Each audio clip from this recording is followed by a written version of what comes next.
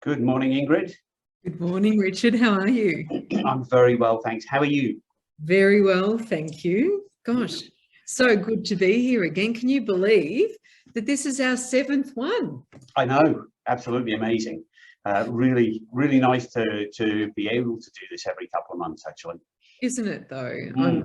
I'm absolutely delighted to be here, and and it's just been such a pleasure over that time to be able to do something together where we're complementary. We're looking at B2B sales and the B2B sales channel in particular, and we're both specialists in that space, and yet we kind of look at the different ends of that sales process, which is so complementary. Fantastic.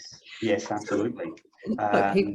True, doesn't it? Yep, we've got people joining this morning, which is great to see. Welcome to everybody. This is our, as Ingrid was just saying, our 7th webinar, the last one for this year. But before we wind up for Christmas, I shouldn't talk about winding up, but I think that's really part of the topic of our conversation today. Yeah, very much so. Yeah, very much so. Well, look, for those of you who are already here, welcome. I just really would love to introduce, a very special colleague, Richard. Forrest, who is one of the founders and managing director of Forrest Marketing Group, who, can you believe, has been in business over 16 years now, supporting major organisations and enterprises to do more with their sales team, to support those salespeople, to be able to have shorter sales cycles, to have more effective sales meetings, and to spend their time at their level of expertise, which is really about the engagement and the conversion. So, just fantastic. And Richard and I go a long way back. For those of you who don't know, I used to have a business very similar to Richard's, and now I have the privilege of working with him in this capacity. So I'm Ingrid Maynard, for those of you who don't know, and I'm the managing director and founder of the Sales Doctor. So I look at what happens, from that first meeting onwards, to the conversion process and then beyond. And I work with B2B salespeople across a range of different organisations to enable them to do more with the resources and the people that they have, so that they can achieve extraordinary outcomes faster. So without further ado, I would absolutely love to, we're getting more and more people here, which is fantastic. I'd really love to kick off with some questions for you, if that's all right, Richard. Sure, absolutely. And thank you. It's great to see you again, and great to be on this webinar with you again. Isn't it though? I just love it. So Richard, we are, like you said, we are coming up to the end of the year. Gosh, it's almost like the quickening. Yeah. But why is it important to keep the B2B sales team on and busy over the time? Yeah, I think we've had such a roller coaster. Well, I was going to say year, but actually 2 years. And everybody's trying to get back to the new normal, business as usual. And that means in business and in sales, getting back to hitting your sales targets. And one of the fallacies, I think, is around what happens at Christmas and New Year. And actually, there's not much point in doing much in the sales arena.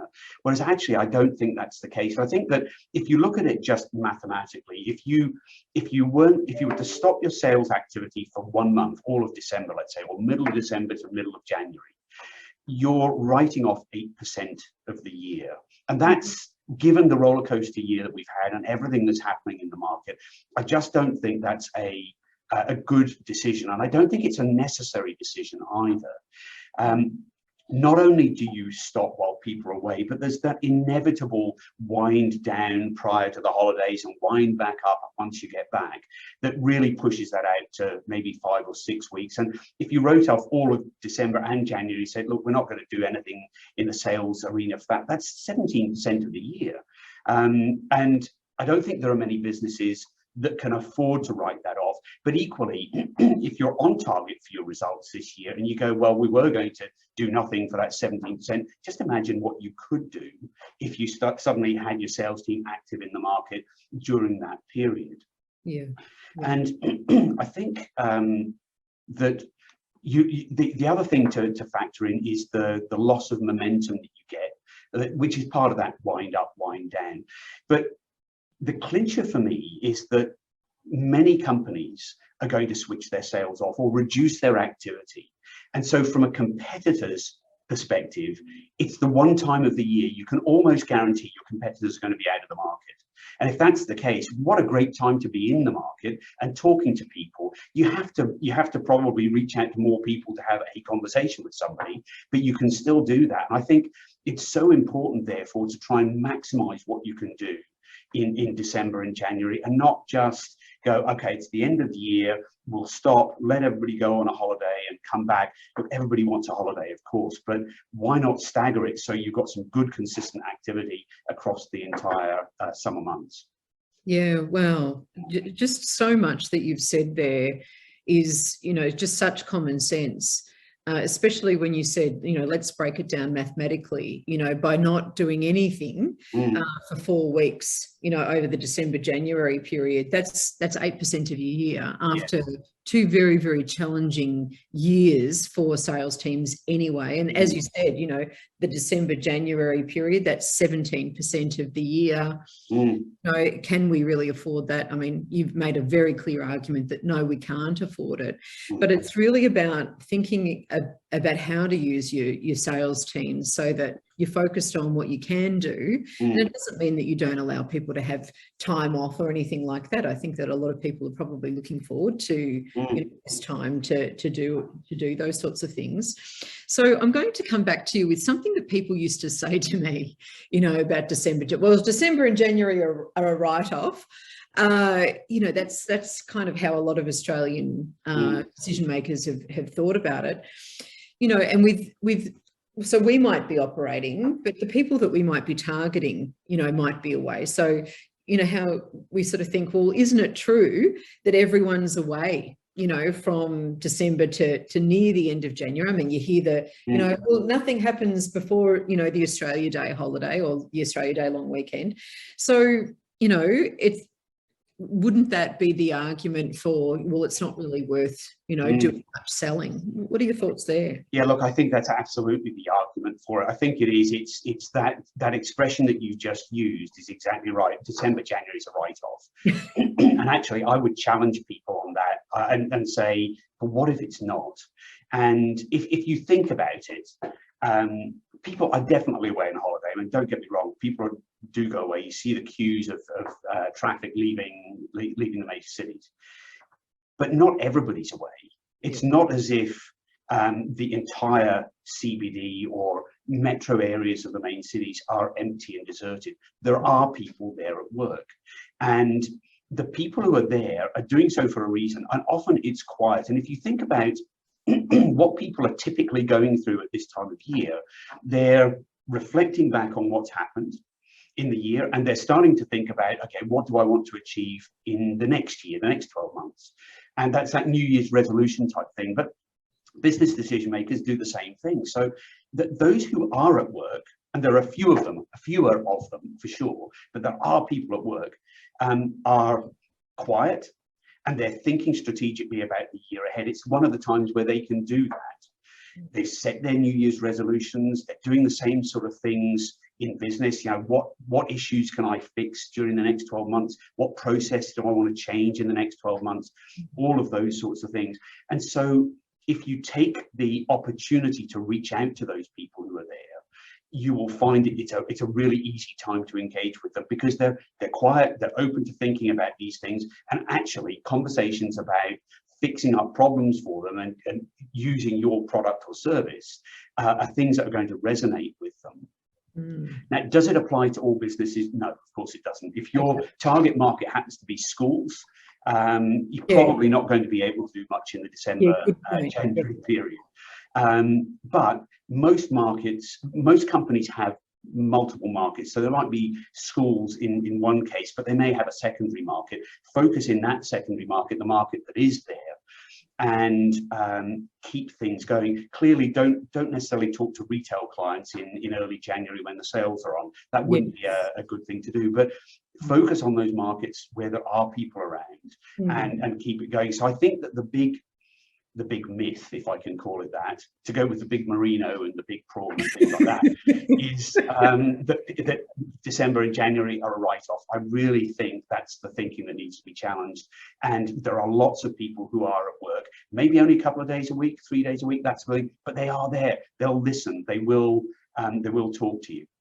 Yeah, I think you've really nailed it. It's a great time to reach those decision makers that are using that time where it's quiet, whether or not they're in the office. They're using that time where the phone doesn't ring to think more strategically about the year ahead and what they need to achieve and how they're going to go about doing it.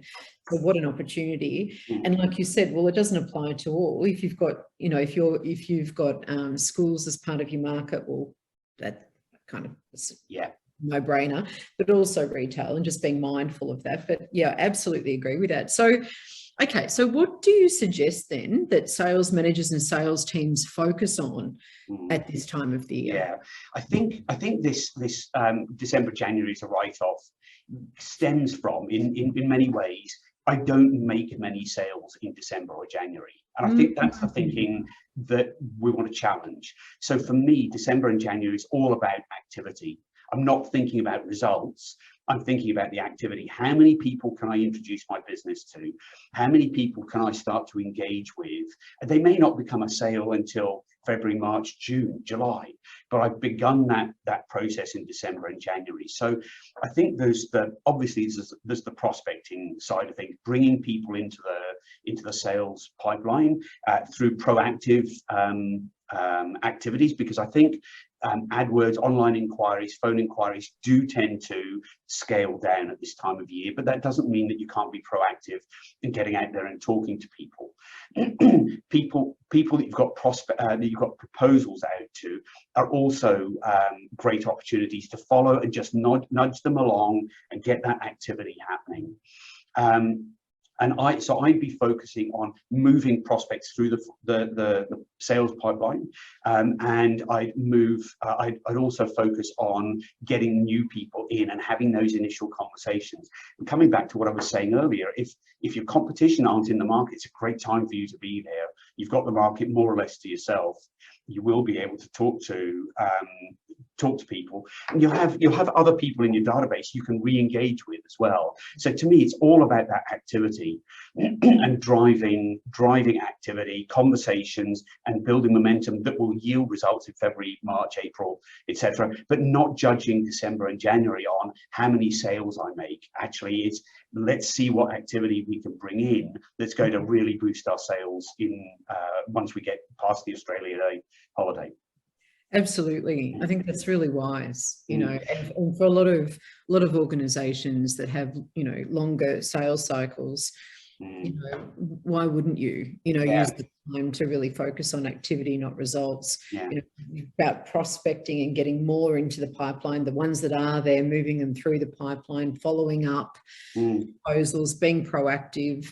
I think that's really good advice. It's really good advice. And the thing that stood out to me about what you said was, well, you know, if your competitors are kind of that ilk of, you know, December and January is a write-off, a blue ocean strategy. What a fantastic opportunity. Yeah, exactly. And actually, just two things I would say from the FMG perspective, because we're calling right up till close to Christmas, and we're back from the 5th of January. January is by far the most productive time for us in the year. For us setting appointments, which is that activity thing. We're not trying to close sales, we're doing that prospecting, but we get more sales leads for our clients in January than any other time. Funnily enough, the second best time is July, just after the end of financial year, when again people are going, right, let's do this. So keep it going in December, because people who say, look, I can't talk now, I'm just wrapping up, call me in January, you've got a meeting, you've got a contact. So it is just such a great time for activity. Oh gosh. And as soon as you said July, I thought, God, that's the other time that people go, oh, yes, exactly. No one wants to talk. It's, you know, the end of the financial year, start of the new one. All of those things. Fantastic, Richard. That's really true. And so maybe I can turn the tables and ask you some questions now too. Thank you for doing that and being gentle on me. I guess What I wanted, I'm going to ask you maybe some slightly different questions this time. And the one I wanted to start with is with so many salespeople and customers anxious about face-to-face meetings, what can sales leaders do to support their team in this area and to promote that, I suppose? Yeah, it's one of those things, isn't it? So we all had this imagined future reality that as soon as, there was enough people vaccinated, that things would, open up and everyone would embrace it, because there'd be all of this pent up demand to reconnect in person and to do all of those things. It's the feedback that I'm getting from my B2B sales team clients is that there's some anxiety from the sales team about actually going out there to have those conversations again. People that normally had absolutely zero social anxiety, there is that now present. So there's that. The second part is, even when they don't, their customers are saying things like, at the moment, they're not saying, oh, I don't feel safe or anything like that, but they're using excuses like, oh, save yourself the commute. We'll just catch up on Teams. So I think that there's a couple of ways to tackle that. One is giving salespeople, so if you're a sales leader, it's important to give your salespeople skills to actually start to loosen up those beliefs about that remote engagement is the only way that we're going to connect from this point on. I think they need to be able to meet somebody where they're at and then to start to change their perspective about the importance of face-to-face and the importance of that as part of that business relationship. I think that there's that, and that's not an easy or a one workshop effort. It really needs to be something that's sustained so that people develop new ways of communicating. And there's a degree of psychology behind some of that. So absolutely, influence is one of the skills that really needs to be cultivated there. So there's that. The other thing is that I think for some sales leaders, it's a great opportunity to realign their sales team and restructure it. So that the approach is in line with what the market's telling us. And if the market's telling us now that perhaps face-to-face isn't the way to go for the time, that's not going to be permanent. We know that. But for now, so how do I, instead of having, 80 people, 80 cars, 80 sets of registration, 80 sets of parking, 80, whatever, all of those expenses, how can I repurpose my sales team so that it's far more aligned with the way that the market is responding at the moment? I mean, there was some McKinsey data last year, and that was last year, talking about, 70 to 80%, and I know it's US statistics, but 70 to 80% of B2B decision makers will continue to prefer online or remote engagement going forward because of the expense primarily of travel, and two, of rescheduling and scheduling appointments. And then when things go, in and out, just that hassle. And the third concern was safety. So I don't know whether that really holds true today, but let's just put that aside for the minute and say, okay, well, if that is what it is, I think we need to meet the market where it's at.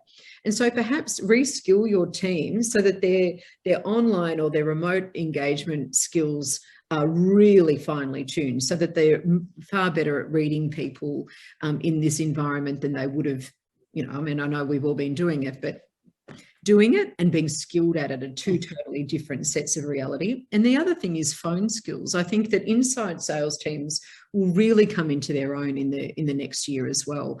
And I wouldn't be surprised if a lot of organizations started to really bolster their inside sales teams as a very cost-effective way of going to market, because it significantly reduces the cost of sale and margin goes up, and that's what businesses really have to try and recover from.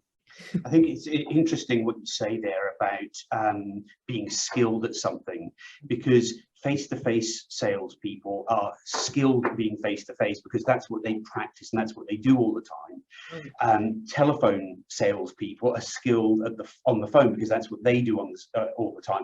The yes. Two groups don't necessarily cross and translate, and Zoom or Teams or online meetings is a third medium, and we need to learn that skill in the same way as we've learned face-to-face or phone, and get sales teams using that. I think it's a really interesting point. And with many teams now, I guess they're looking forward to the break. They're looking forward to being able to regroup over Christmas and New Year. What could you suggest? I know I gave some things from my perspective, but I know you've got lots of ideas on it. What could you suggest that they could do over this time that's going to set them up for the best start to 2022?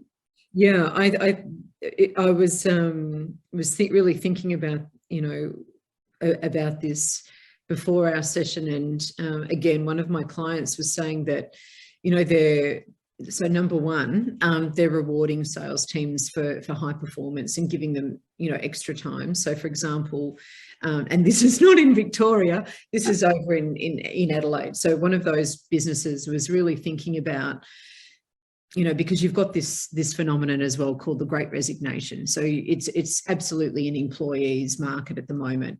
And so if you're thinking, oh, we really need to kind of retain our sales talent because we need them, for the new year, then it's really important to support them to do things that are going to nurture their soul, to make them feel a lot more like themselves, so that when they come out, no worries, Paul, great to see you here. When they come out of this place, that they start to feel a little bit more centered and confident within themselves, because that needs to be the springboard. So things like encouraging them to take time to catch up with family and friends, to encourage them to do things that are nice for themselves, to nurture themselves, to rest, to relax, and not necessarily be so on. So I know we've talked about, salespeople, using this time, but we're also talking about staggering teams. So when they do have some downtime, to really make it downtime, because I think that there's going to be a lot of pressure to perform in the new year. Absolutely. Yeah, I think you're absolutely right with that. It's going to be everything's on from January, isn't it? Yeah. Yeah. I'm going to take you in a completely different tangent with my last question for you, if you don't mind. Okay. I know you read a lot. I know you're an avid reader, and you've got some favorite books and things. What holiday reads, if I can call them that, if a book can be a holiday read, what holiday reads could salespeople, do you think salespeople could get hold of to keep their grey matter sharp, to give them something to think about in their break, if they're looking for some extra education and maybe just a repositioning of their minds? Yeah, absolutely. I think that the Christmas break's a terrific time for people to just, start to relax. But that doesn't mean that we can, that we have to go soft. And so for some people, it's the only time that they get to really have, the opportunity to really read or to catch up on their reading. And while I'm a big fan of, escapist fiction, because it's a really nice mind break for us, there's two books that I would absolutely recommend any sales leader or salesperson reads. The first one is Legacy by James Kerr. This copy, for me, has been, earmarked, highlighted, written under, because it's a really terrific book about culture and high performing culture. And when we think about our sales leaders, facilitating that going forward, they really need to think about how they're going to enable their teams to come back together to foster a high performing culture, because they're going to have all sorts of things happening, remote working, some people in the office, some people never returning to the office, or bringing people together at certain periods during the year, whether that be monthly or bi-monthly or whatever. So how do you do that? And what are some of the principles? This book is absolutely brilliant for that. And the other one, which my clients will know, sorry, I'm such a nerd, Questions Are the Answer by Hal Gregerson. And this is something that I like. I talk a lot about salespeople being very skilled at leading conversations and kind of controlling the conversation through the formulation of really well thought out, deliberate question asking in order to achieve an outcome by the end of their interaction. And so this really talks about the neuroscience behind you know, what questions actually do to our brains when we're asking, but also for the person who's being asked the question, and why that's so powerful. It also talks about leadership going forward, and that, you know, leaders in the future don't have to have the answers, all the answers. What they do need to be really skilled at is asking better questions in a way that helps people to change the way that they think, to change some, or challenge some of their belief systems, and also to, you know, to shift perceptions. So they're my two. I think that's great. Would be good in a stocking. I'm a great fan of Questions Are the Answer. I read that a long time ago, and it's such a great book for salespeople. It's one that you can keep going back to. Yes. And just because somebody did mention that maybe my book would be a good Christmas read as well. Oh, Richard, I had one to hand to promote, Yeah. but yes, good idea. Shameless plug. Yes, absolutely. If anybody wants a copy, please let me know, of course. But I think they, just to wrap things up together from what we've talked about today, there are a number of activities that salespeople and sales teams can do over the Christmas break. There is the activity of prospecting and talking to and nurturing customers and leads and people you've got proposals out to. There's reading books to help you. Who's that? John, I think. Thank you, John. To reading books and sharpening your mind and getting ready. I think it's really important that people have downtime at Christmas and New Year. It's a time for family and for friends too. But it doesn't have to be a time where you shut off all your sales activity. And by sales activity, I mean, how do I become a better salesperson? How do I get better at online meetings? How do I improve my questions? How do I find more prospects? All of those things. It's a great time to be doing all of those things over Christmas and New Year. Yeah, absolutely. Great stuff, Richard. So I think, sorry, go on. No, I was just saying thank you. So I think we've come to the end of today's session. As always, the time comes around quickly. I know that one of the things that we talked about when we decided to do this was we wanted to be short and sharp, no more than 30 minutes, not going on for an hour, and we've managed to do that all the way through the year. So I'd just like to say thank you, Ingrid. It's been great co-hosting these with you for the last year, and we'll be back next year in February. I think we'll confirm the date, but probably the second Tuesday in February we'll have our next one. So if I don't see you before then, have a great Christmas and New Year. And to all the people who've attended today, have a great Christmas and New Year. Go out there and keep that sales activity going, whether that's you're the salesperson, or it's your team because you're the sales manager. Let's make the summer a really, really active sales period for everybody. Yeah, second all of those things that you've said. You know, thank you for all of the comments too from everyone. Yeah, you're welcome, Jordan, and thanks to Ruska ZM for the gold, you know, talking about the golden nuggets. It's our absolute pleasure. And Richard, I love these sessions and look forward to many more. Absolutely. Thank you very much. Thank you, everybody. We'll see you next year. Have a great Christmas and New Year. Ingrid, I'll see you in the new year too. You certainly will. All right. Thanks, everyone. Bye-bye. Bye, everyone. Bye.